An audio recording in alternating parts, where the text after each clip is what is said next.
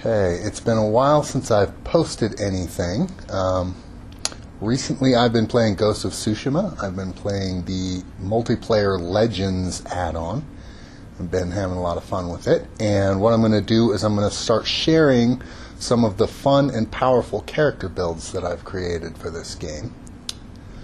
And I'm going to start with a samurai build that I call my Fight Club Samurai. What do we call it? The Fight Club Samurai?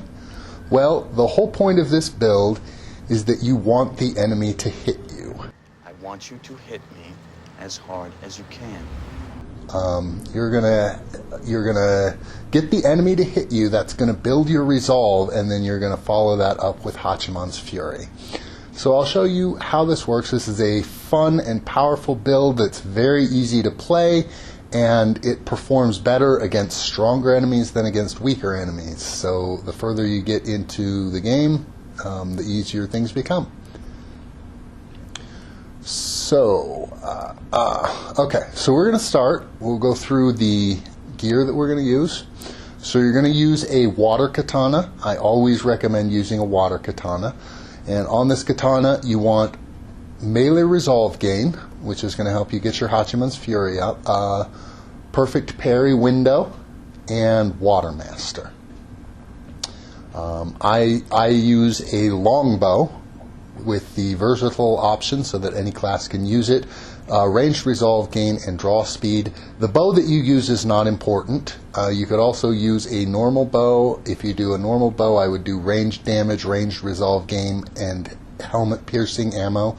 The advantage there is that then you can kill helmeted enemies, whereas with the longbow, you can't use it against helmeted enemies. But you're not really going to use the bow with this build anyway, so it's not that important. Okay, next we are going to use the Sacred Iron Legendary Charm. Now this charm is a defensive charm, and it's a legendary defensive charm. And it has the special ability that any enemy that hits you is going to have Weaken applied to them. Weaken makes it so that the enemies take 25% more damage and deal 25% less damage. On your charm, you're going to want Injured Resolve Gain, and Leeching Parry. So that makes it so that every time you parry an attack, you heal and gain more resolve. Okay. Next, we're going to have a dirt throw, and primarily we want this dirt throw for the perfect parry window.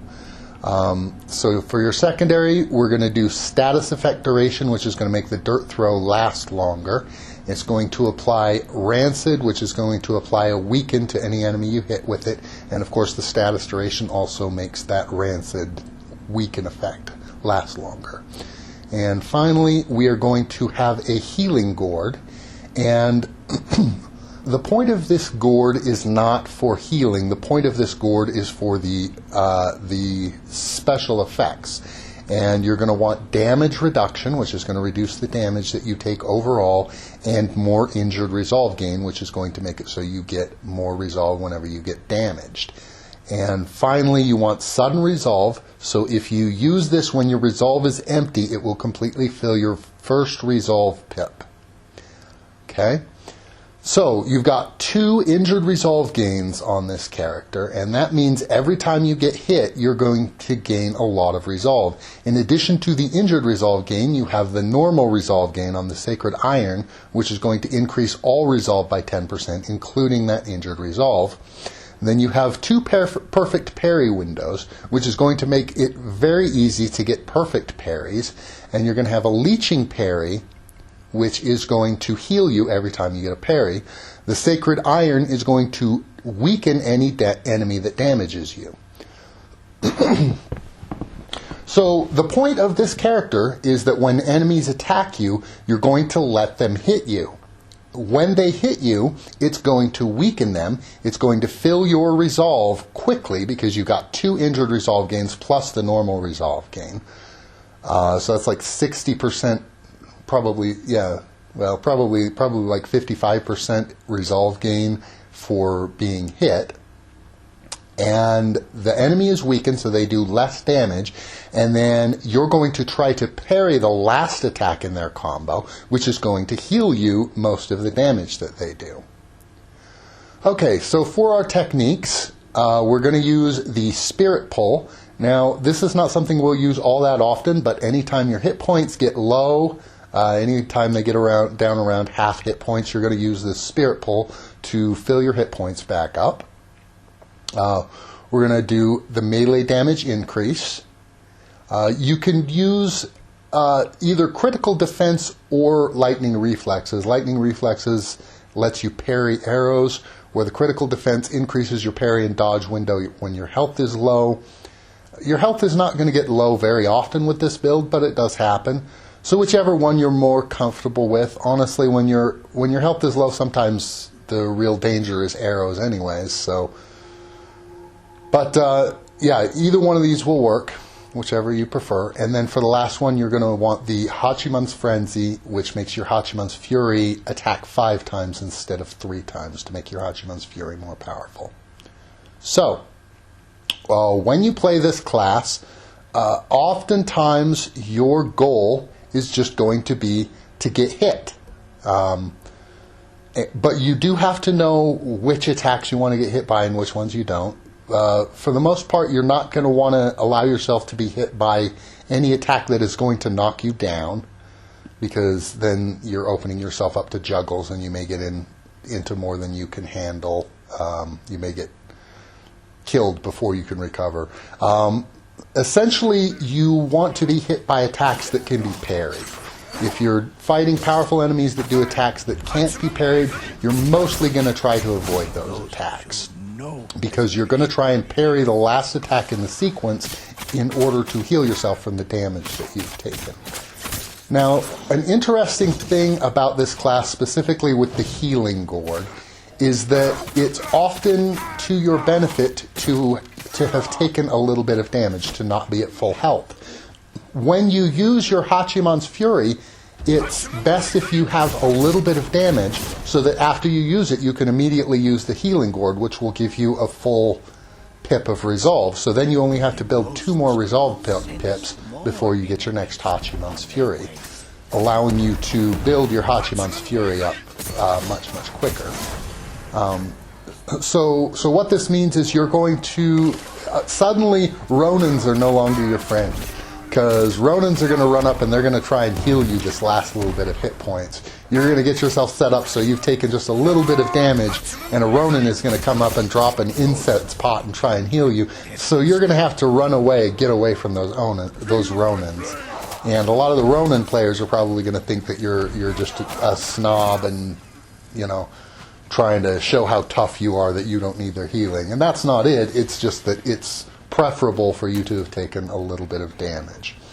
Also, there are various things in the level that sometimes you can burn yourself on. Sometimes the enemy will have campfires, and if you get right up close to that campfire, you will burn yourself and take just a little bit of damage. So sometimes if your health is full and you're not in a fight and you don't have any resolve, you can run up, find a campfire, just crouch next to it and touch it and burn yourself for a tiny bit of damage, then heal yourself with the healing gourd to get that resolve pip back.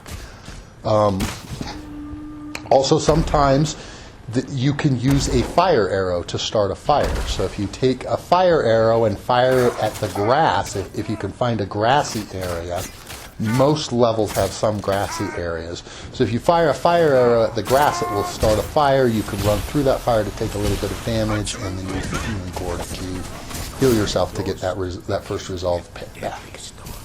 Most of your kills with this class are going to be melee kills. You should get almost exclusively melee kills, although the class is capable of getting ranged kills, especially if you have that longbow equipped.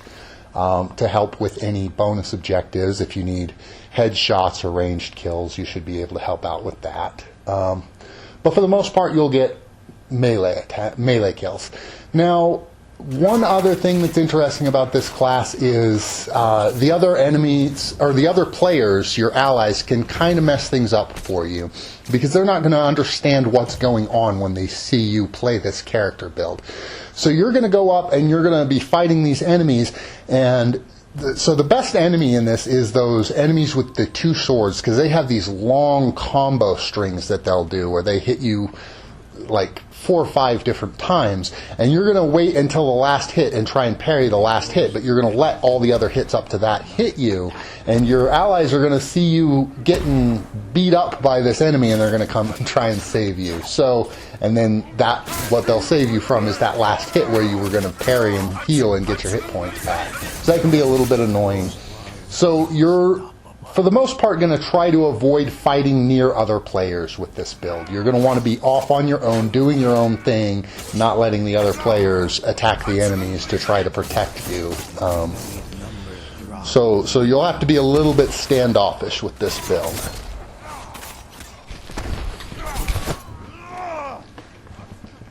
When you do get in a situation where you have to fight near other players, maybe all of the enemies are, it's the end of a round and all of the enemies are in one of the defense zones, and you have to defend that zone, and the other players are all going to be in that zone helping you defend. You're going to be fighting near the other players.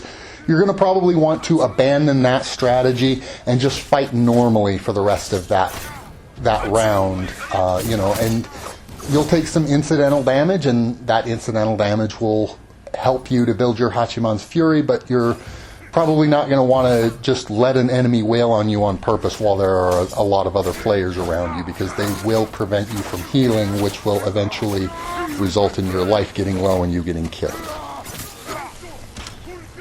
So, with that said, I will also show you a video.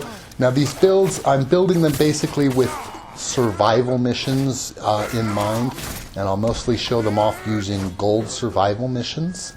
So I will also post a survival mission so that you can see how to play the build, how the build works, and you can see what you think before you spend your time building the equipment that you need for this build.